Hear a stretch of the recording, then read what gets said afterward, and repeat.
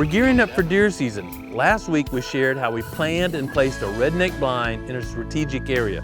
We can monitor a bedding area and travel corridors. As we continue preparing for deer season, I'm monitoring hit list bucks and checking food plots.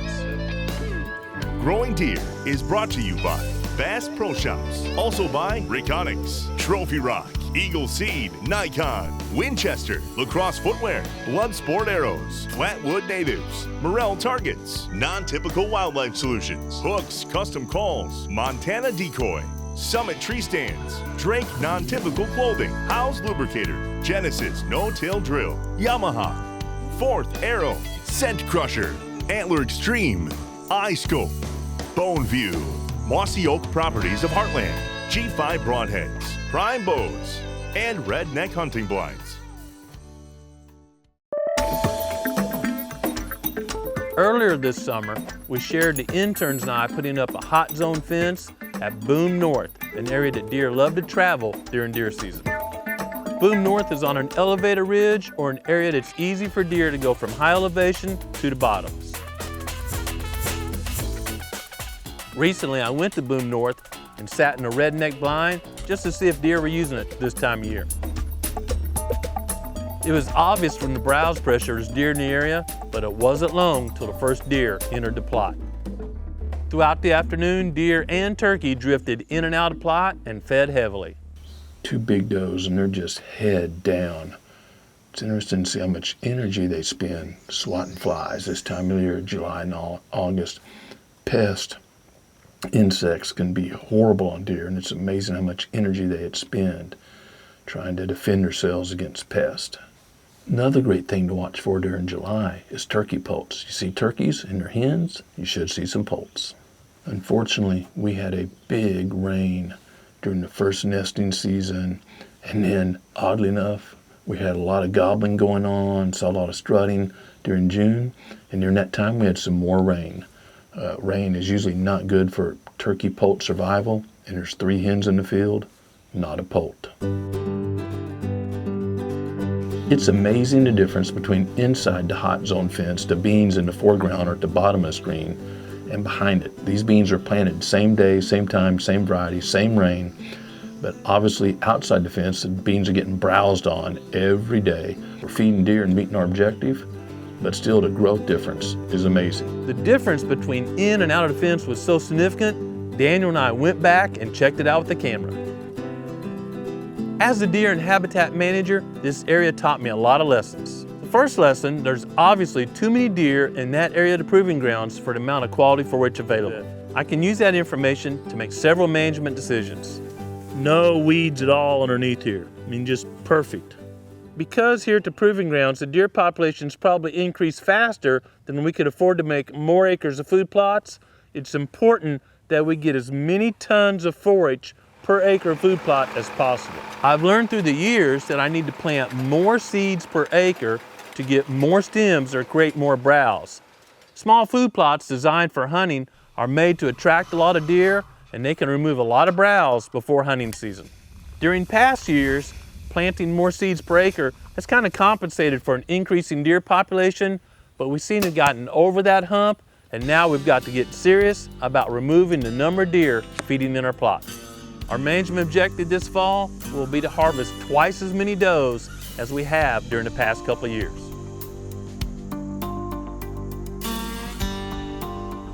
Walking through the beans on the inside of the fence, it was obvious that closed canopy had done a wonderful job of controlling weeds. We used a Goliath crimper to terminate the fall crop, which had some cereal rye and brassicas in it, the broadside blend, and then we planted right into it. We haven't sprayed the area inside the plot, and there's almost no weeds. The canopy is keeping sunshine from reaching the soil and keeping the wind off it. Those two factors reduce evaporation by a significant amount. Seeing the difference between inside and outside the hot zone fence allows me to make some decisions that hopefully will improve the deer herd during future years.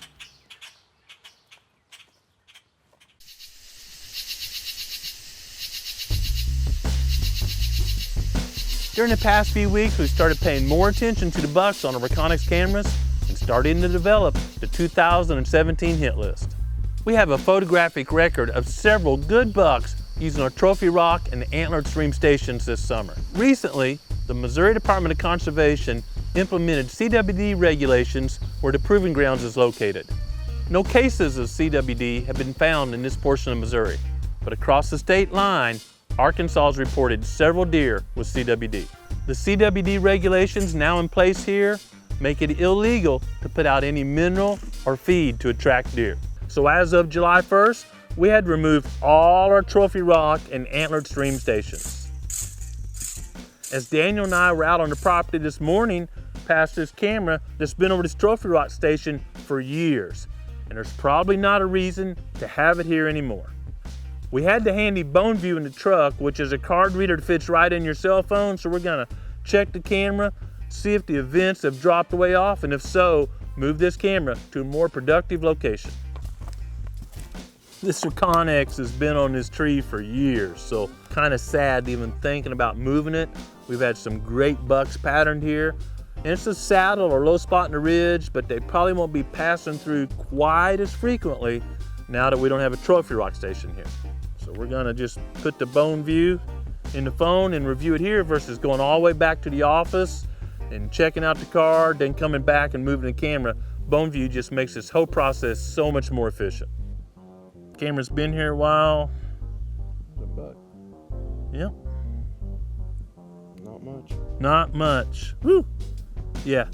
Frequency of events has really decreased here, so I believe we might as well put a new card in this baby, take that back, and we'll get that buck registered in our software and put this on a food plot or pond, because unfortunately, with the new regulations in place, we have to change our camera placement on many of the proven ground sites.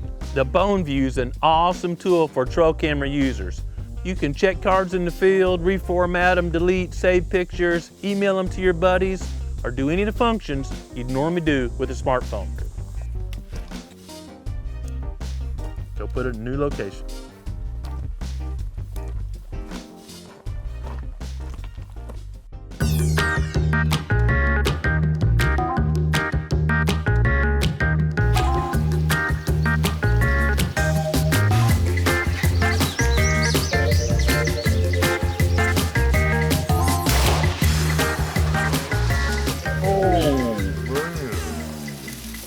A few weeks ago, we shared that groundhogs were going under one of our hot zone fences.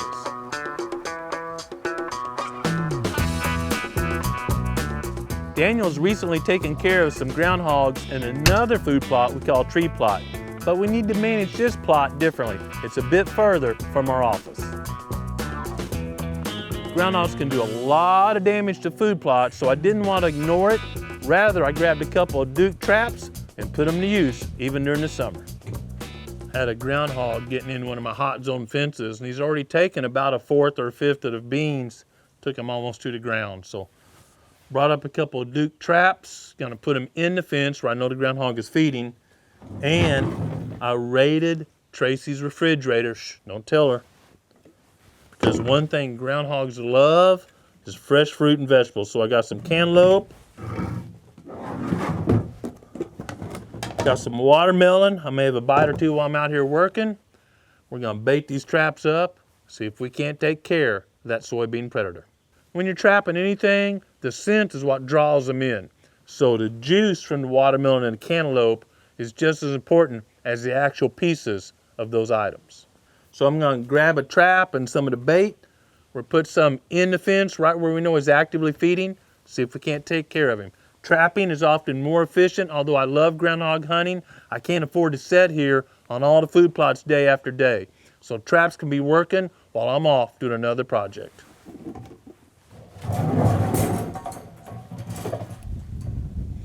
Well, I'm gonna be crossing the fence several times, so I'm going to turn it off because I don't want to be the one getting lit up here today.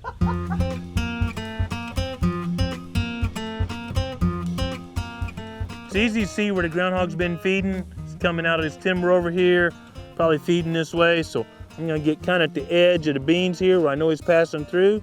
Put some watermelon in here, see if we can't get a groundhog in the Duke. I've got a can in here left over from catching coons this winter, so I'm simply gonna get a big dose of some juice in there. Gonna take some melon. Again, it's the smell that's attracting them. We're not trying to feed him, we're just trying to attract them. Take the can, put it in the very back of the trap, so he's got to go across the trigger to get to it. Get it set real level. I don't want this one soybean right here getting in the way of the door going down. Set the trigger. Looks natural, balloon it in. Good to go. I baited and set the traps and hope that soon groundhogs won't do any more damage to this plot.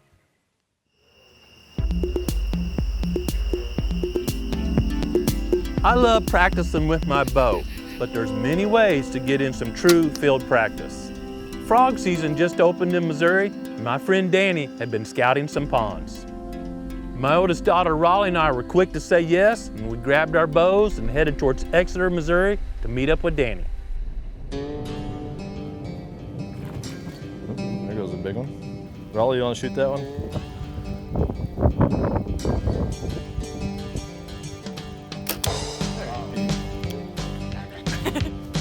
Shine back to the 17, we'll go there.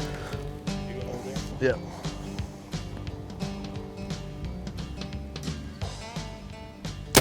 Yeah. We're out here shooting bullfrogs today. Missouri's frog season just opened a couple days ago. Trying to beat the storm, get a few frogs shot before it get too wet. Mine's bigger. This means you're a better shot though, right? I'll take it. Yesterday Dad's like, hey, we're going frog hunting, do you want to go? I was like, yeah, sure, never been, so driving out here. Saw a storm coming, but it's holding off for now and I got my first frog, so it's good news. Hope to get many more. Normally, you frog hunt after dark because they're easy to find as their eyes reflect light. To shoot a frog at a closer distance, you gotta hold low and kind of guesstimate where to put your pin until you get used to it.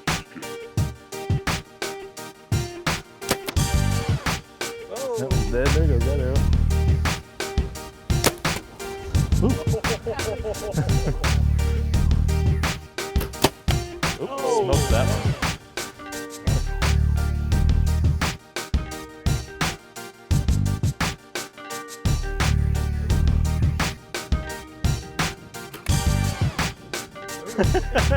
Raleigh tagged several frogs and we all had a great time.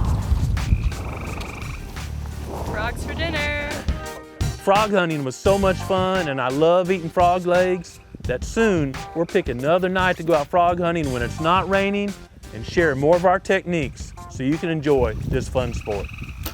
You got it. Smoked that one. You smoked it. Go get that one. You smoked that one. This time of year, we're super busy getting ready for deer season. If you want to see what we're doing on a day-to-day basis, check us out on Facebook, Instagram, or Twitter. Whether you're trying something new like frog hunting or simply going out to a blind one afternoon before dark and watching deer, remember to slow down and enjoy creation. But most importantly, take time every day to be quiet and listen to what the Creator is saying to you. Thanks for watching Growing Deer.